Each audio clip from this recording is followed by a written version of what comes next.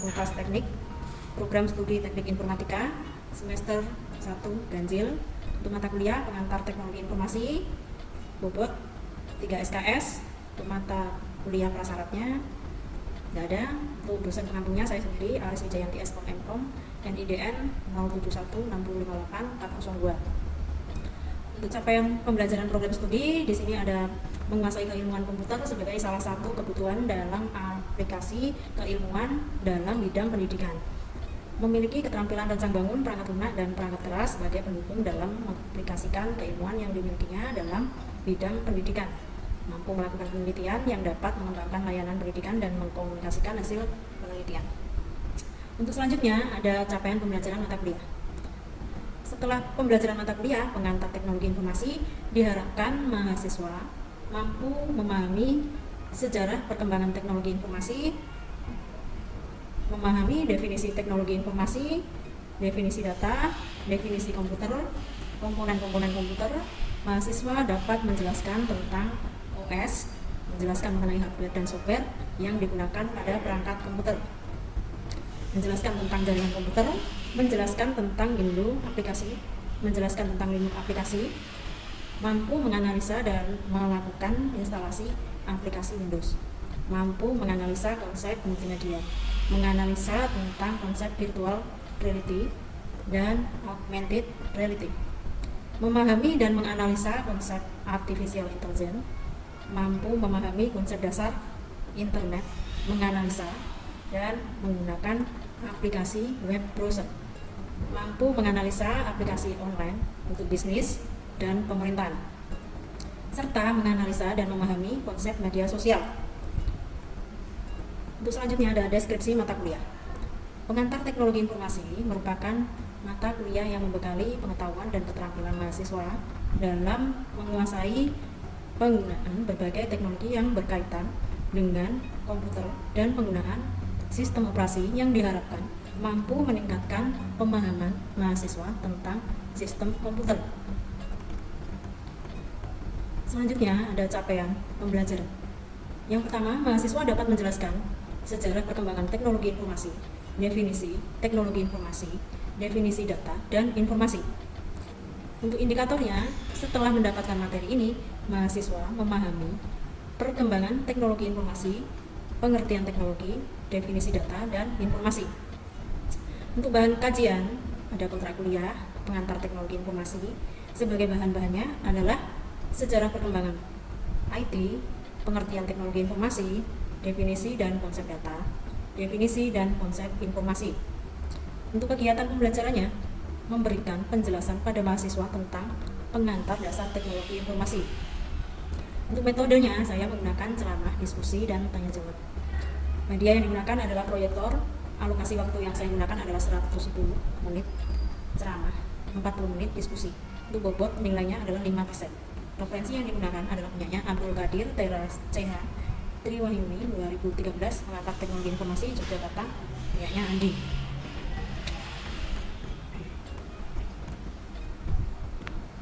Untuk selanjutnya ada yang kedua, mahasiswa dapat menjelaskan tentang komputer. Indikatornya, setelah mendapat materi ini, mahasiswa mampu memahami tentang komputer. Bahan kajiannya adalah komputer, termasuk di dalamnya pengertian komputer dan komponen komputer. Kegiatan pembelajaran memberikan penjelasan pada mahasiswa tentang operating system. Metode yang digunakan adalah ceramah, diskusi, tanya jawab. Untuk medianya saya menggunakan proyektor. Alokasi waktu yang saya gunakan adalah 110 menit ceramah dan 40 menit diskusi. Bobot nilainya adalah 5%. Referensi yang digunakan punyanya Abdul Qadir, Tera CH Triwahyuni 2013, pengantar teknologi informasi Yogyakarta, punyanya Andi. Yang ketiga, ada mahasiswa menjelaskan mengenai hardware dan software yang digunakan pada perangkat komputer. Indikatornya adalah setelah mendapatkan materi ini, mahasiswa memahami tentang hardware dan software yang terdapat pada komputer. Hardware dan software komputer meliputi hardware dan software. Untuk hardware-nya ada mainboard, memory card, VGA, power supply, BIOS, hard disk, prosesor. Untuk software include for Windows and Linux. Dan yang selanjutnya ada kegiatan pembelajaran memberikan penjelasan pada mahasiswa tentang hardware dan software praktik. Metode yang saya gunakan adalah ceramah, diskusi, tanya jawab, dan praktek. Media yang digunakan adalah proyektor. Alokasi waktunya 110 menit ceramah, 40 menit diskusi. Untuk bobot nilainya 5%. Untuk referensinya sama, menggunakan Abdul Qadir dan penerbitnya Andi. Untuk yang selanjutnya, pertemuan keempat, capaian pembelajaran. Mahasiswa dapat menjelaskan tentang konsep pengembangan software portable. Untuk indikatornya, setelah mendapatkan materi ini, mahasiswa mampu menjelaskan tentang konsep portability. Mahasiswa mampu menjelaskan konsep interface and models dalam pengembangan software portable. Yang ketiga, mahasiswa mampu menjelaskan peran standarisasi dalam pengembangan software portable. Yang keempat, mahasiswa mampu menjelaskan strategi dan proses pengembangan software portable.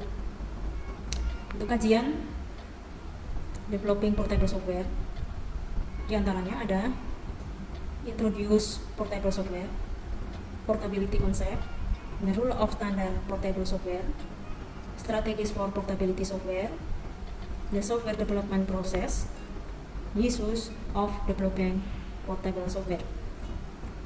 Untuk kegiatan pembelajarannya memberikan penjelasan pada mahasiswa tentang pengembangan software portable. Metode yang saya gunakan menggunakan ceramah, diskusi, tanya jawab. Medianya menggunakan proyektor. Alokasi waktunya 110 menit, ceramah 40 menit, diskusi. Bobot nilainya 10%. Referensinya dari James D. Mani 2004, Developing Portable Software, Ricardo Reis, Information Technology, Selected Tutorial, New York Law Academic, published. Untuk yang kelima, capaian pembelajaran, mahasiswa dapat menjelaskan tentang jaringan komputer. Indikatornya, setelah mendapatkan materi ini, mahasiswa memahami komputer, khususnya di bidang jaringan komputer. Bahan kajian meliputi komputer networking, yang diantaranya adalah sistem jaringan komputer, struktur dan atau topologi jaringan. Yang ketiga, pengawatan. Yang keempat, routing, DHCP, dan DNS. Kegiatan pembelajarannya adalah memberikan penjelasan pada mahasiswa tentang pengantar jaringan komputer. Metodenya adalah ceramah, diskusi, tanya jawab. Media yang digunakan proyektor, alokasi waktu 110 menit ceramah, 40 menit diskusi. Bobot nilainya 10%. Referensi yang digunakan adalah Abdul Qadir, Tera CH Triwahyuni, dan pengantar teknologi informasi Yogyakarta, Andi. Yang selanjutnya ada pertemuan ke-6, mahasiswa dapat menjelaskan tentang operating system. Untuk indikatornya, setelah mendapat materi ini, mahasiswa mampu memahami tentang operating system. Bahan kajian yang digunakan adalah Introduce of Operating System. Kegiatan pembelajaran adalah memberikan penjelasan pada mahasiswa tentang operating system. Metode yang digunakan menggunakan ceramah, diskusi, tanya jawab. Media yang digunakan adalah proyektor. Alokasi waktu yang digunakan 110 ceramah, 40 menit diskusi. Untuk bobot nilainya 5%. Referensi yang digunakan dari Abdul Qadir, Tera CH Triwahyuni 2013, dan pengantar teknologi informasi Yogyakarta, Andi. Untuk pertemuan yang selanjutnya, yang ke-7, diharapkan mahasiswa mampu menganalisa dan melakukan instalasi sistem operasi. Indikatornya, mahasiswa mampu menganalisa kebutuhan pra-instalasi sistem operasi. Yang kedua, mahasiswa mampu melakukan instalasi sistem operasi. Bahan kajiannya adalah instalasi aplikasi Windows. Di antaranya ada analisis kebutuhan software dan instalasi Windows. Kegiatan pembelajarannya adalah memberikan materi dan praktik instalasi OS. Metode yang menggunakan ceramah dan praktek. Medianya proyektor, alokasi waktunya 40 menit ceramah, 100 menitnya praktik. Bobot nilainya 5%. Untuk referensinya Abdul Qadir, Tera CH Triwahyuni 2013, pengantar teknologi informasi Yogyakarta, Andi. Setelah itu ada pertemuan ke-8, ujian tengah semester. Pertemuan yang ke-9, capaian pembelajaran, diharapkan mahasiswa mampu menganalisa konsep multimedia. Indikatornya, mahasiswa mampu menjelaskan konsep dasar multimedia. Mahasiswa dapat menjelaskan jenis aplikasi multimedia. Mahasiswa dapat menjelaskan perangkat multimedia. Mahasiswa dapat menjelaskan tentang elemen-elemen pada multimedia. Bahan kajiannya adalah konsep dasar multimedia. Di antaranya ada pengantar multimedia, jenis aplikasi multimedia, perangkat multimedia, elemen multimedia. Kegiatan pembelajaran memberikan materi dan diskusi dengan memberikan kuis berupa pertanyaan. Metodenya ceramah dan diskusi, untuk medianya proyektor, alokasi waktunya 90 menit, ceramah 60 menit, diskusi. Bobot nilainya 10%, referensinya dari Abdul Qadir Teral CH Triwahyuni 2017, pengantar teknologi informasi Yogyakarta, Andi. Pertemuan yang ke-10, capaian pembelajaran diharapkan mahasiswa memahami dan menganalisa tentang konsep virtual reality dan augmented reality. Indikator, mahasiswa mampu menjelaskan konsep VR dan AR. Mahasiswa mampu menjelaskan kegunaan VR dan AR.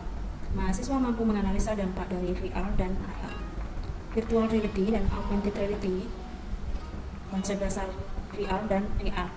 Kegunaan VR dan AR, dampak dari penggunaan VR dan AR, keuntungan dari penggunaan VR dan AR, contoh dari penggunaan VR dan AR.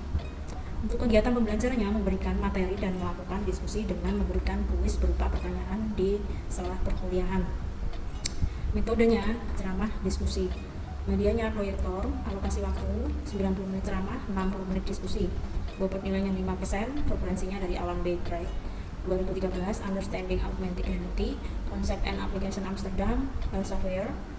Dan selanjutnya ada Tony Parisi 2016, Learning Virtual Reality, Developing Immersive Experience and Application for Desktop, Web, and Mobile. Sebastopol O'Reilly Media. Abdul Qadir Teral CH Triwahyuni 2013, pengantar teknologi informasi Yogyakarta, Andi. Pertemuan ke-11 diharapkan mahasiswa mampu memahami menganalisa konsep artificial intelligence. Indikatornya, mahasiswa mampu menjelaskan tentang konsep dasar AI. Mahasiswa dapat menjelaskan sejarah perkembangan AI. Mahasiswa dapat menjelaskan tujuan dari AI. Mahasiswa dapat menguraikan kelebihan dari AI. Mahasiswa dapat menjelaskan bidang aplikasi AI. Mahasiswa dapat menganalisa masa depan AI. Untuk yang kajiannya, artificial intelligence, diantaranya ada konsep dasar AI, sejarah perkembangan AI, tujuan AI, kelebihan AI, bidang aplikasi AI, domain AI, konsep penciptaan AI, masa depan AI.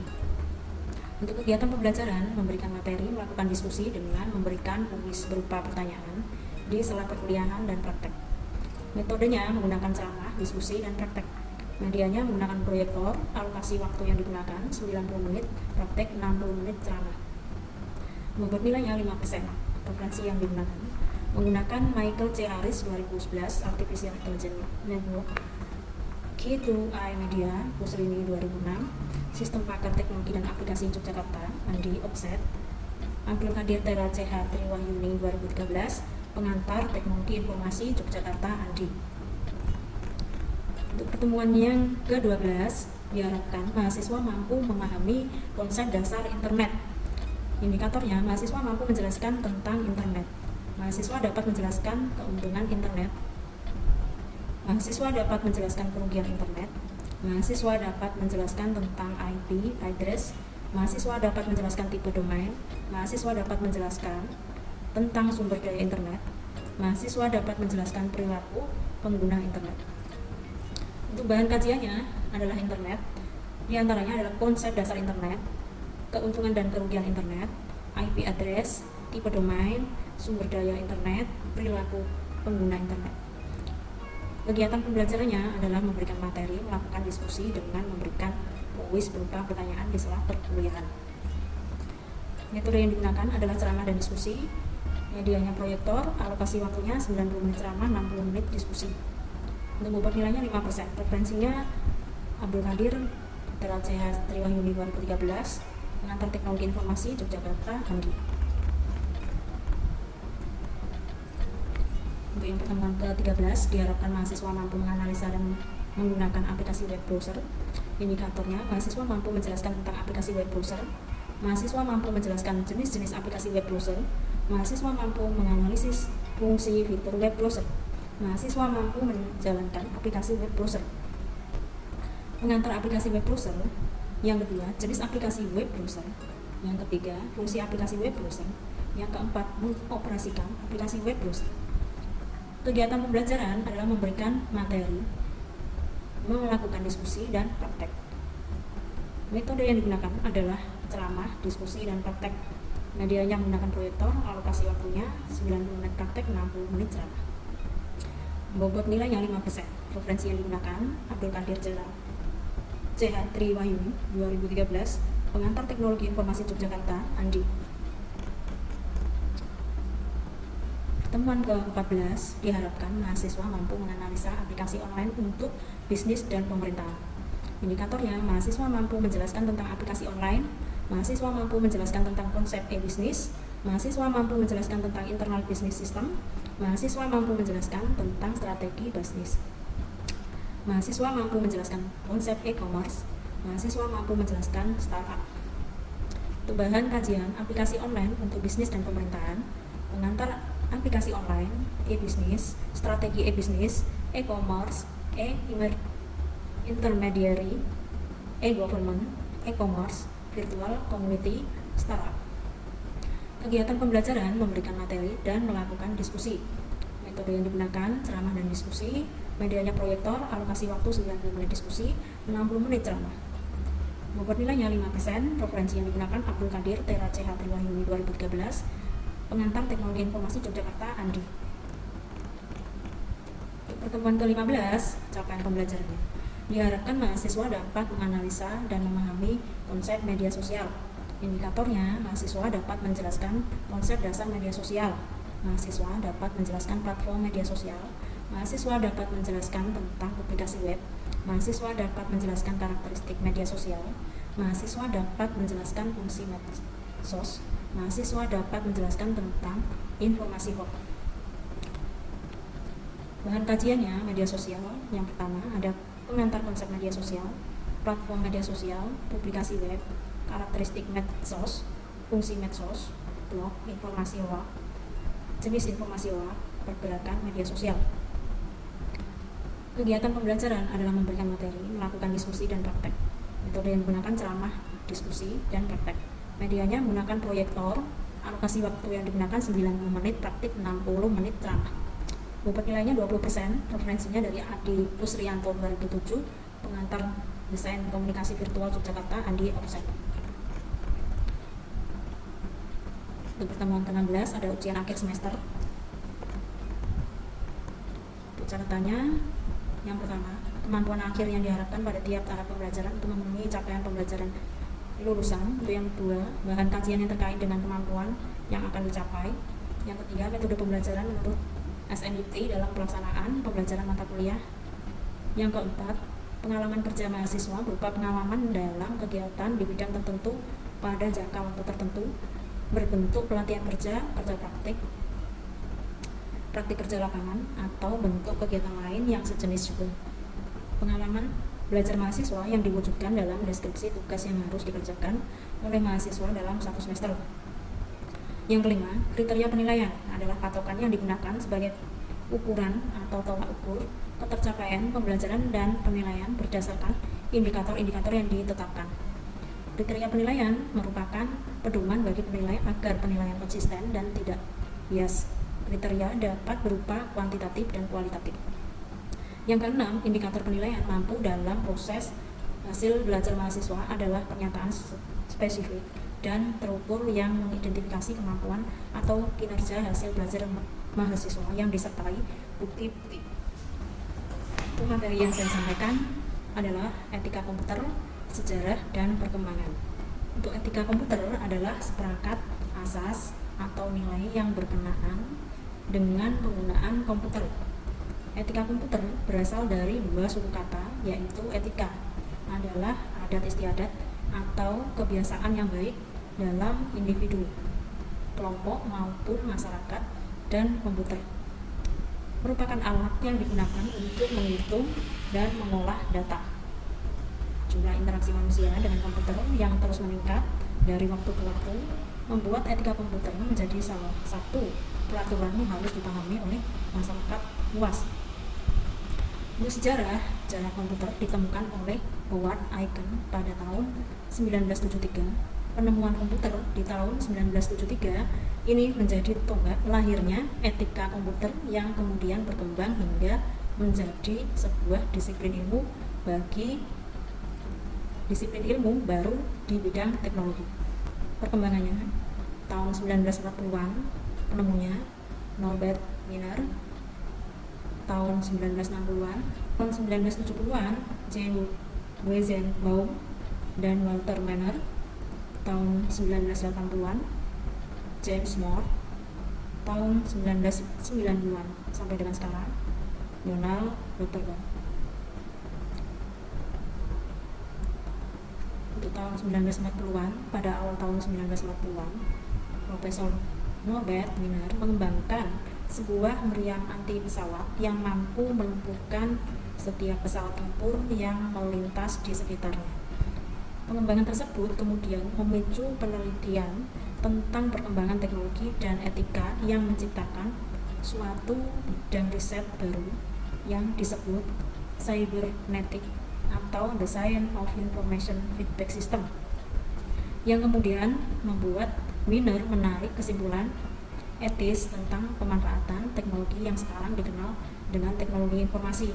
Dalam penelitiannya, Wiener juga meramalkan terjadinya revolusi sosial dari perkembangan teknologi informasi yang dituangkan dalam sebuah buku yang berjudul Cybernetic.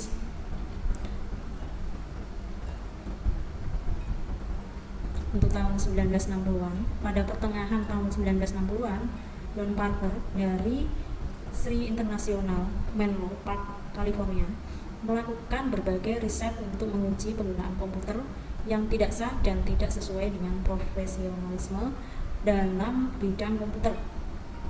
Parker juga dikenal sebagai pelopor kode etik profesi bagi profesional di bidang komputer, yang ditandai dengan usahanya pada tahun 1998 ketika ditunjuk untuk memimpin pengembangan kode etik profesional yang pertama dilakukan untuk Association for Computing Machine.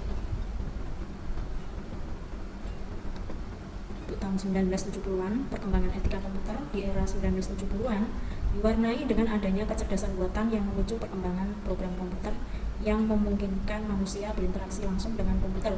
Salah satunya ELIZA. Program psikoterapi Rogerian ini diciptakan oleh Joseph Weizenbaum dan memunculkan banyak kontroversi karena Weizenbaum telah melakukan komputerisasi psikoterapi dalam bidang kedokteran. Perkembangan tersebut kemudian memunculkan istilah komputer etik yang dikemukakan oleh Walter Manner. Manner menawarkan suatu kursus eksperimental atas materi pokok tersebut pada Old Dominion University in Virginia. Sepanjang tahun 1978, dia juga mempublikasikan diri karyanya Starter Kit in Computer Ethics yang berisi material kurikulum dan pedagogi untuk para pengajar universitas dalam mengembangkan pendidikan etika komputer. Untuk tahun 1990-an sampai sekarang, sepanjang tahun 1990-an berbagai pelatihan baru di universitas, pusat riset, konferensi, jurnal, buku teks, dan artikel menunjukkan suatu keanekaragaman yang luas tentang topik di bidang etika komputer. Sebagai contoh, pemikir seperti Donald Rutherford, Kate Miller, Simon Robertson, dan Diana Martin, seperti juga banyak organisasi profesional komputer yang menangani tanggung jawab sosial profesi tersebut. Etika komputer juga menjadi dasar lahirnya peraturan undang-undang mengenai kejahatan komputer. Selanjutnya, ada etika komputer di Indonesia. Di Indonesia merupakan salah satu negara pengguna komputer terbesar di dunia, sehingga penerapan etika komputer dalam masyarakat sangat dibutuhkan. Indonesia menggunakan dasar pemikiran yang sama dengan negara-negara lain, sesuai dengan sejarah etika komputer yang ada. Pengenalan teknologi komputer menjadi kurikulum wajib di sekolah-sekolah, mulai dari sekolah dasar hingga sekolah menengah atas. Pelajar, mahasiswa, dan karyawan dituntut untuk bisa mengoperasikan program-program komputer dasar seperti Microsoft Office isu-isu dalam etika komputer. Yang pertama, kejahatan komputer. Yang kedua, e-commerce. Yang ketiga, pelanggaran hak atas kekayaan intelektual. Yang keempat, netiquette. Yang kelima, tanggung jawab profesi. Persentase pelaku kejahatan penipuan berdasarkan negara. Email 68,4%, yang melalui webpage 13,4%, phone 9,6%, physical mail 4,2%, printed material 1,9%, in person 1, chat room 0,8, fax 0,8. Untuk KUHP pada cybercrime, yang pertama ada dalam upaya menangani kasus-kasus yang terjadi pada para penyidik untuk melakukan analogi atau perumpamaan dan persamaan terhadap pasal-pasal yang ada dalam KUHP. Yang kedua, pasal-pasal di dalam KUHP biasanya digunakan lebih dari satu pasal karena melibatkan beberapa perbuatan sekaligus pasal-pasal yang dapat dikenakan dalam KUHP pada cybercrime. Selanjutnya ada pelanggaran etika IT di Indonesia. Yang pertama ada CD bajakan yang dijual bebas di mana-mana sejak tahun 1990-an. Untuk carding dimulai marak bertaburan di Yogyakarta tahun 2000. Plesetan nama domain klik BCA online 2001. Website Mentawai dihack orang 2005. Website BNI 46 di deface. Website BI dihack 2005. Website PKS dan Golkar diuji 2005 pada pilkada. Website Harian Bisnis Indonesia dihack 2005 saat puasa. Cyber teroris mulai melanda di Indonesia 2005. Permasalahan keamanan IT di banyak perusahaan. Permasalahan keamanan IT di banyak perusahaan sangat dipengaruhi oleh kesadaran end user akan keamanan komputer, boleh dibilang masih rendah, sehingga perlu investasi perusahaan di bidang keamanan komputer. Yang pertama, tindakan kejahatan IT cenderung meningkat. Hal ini disebabkan penggunaan aplikasi bisnis komputer dan internet yang sedang meningkat. Meledaknya tren e-commerce, personal user semakin cinta dengan internet, user semakin melek terhadap teknologi, langkanya SDM yang handal, transisi dari single vendor ke multi vendor. Yang selanjutnya ada akibat dari ketiadaan pengaturan keamanan IT.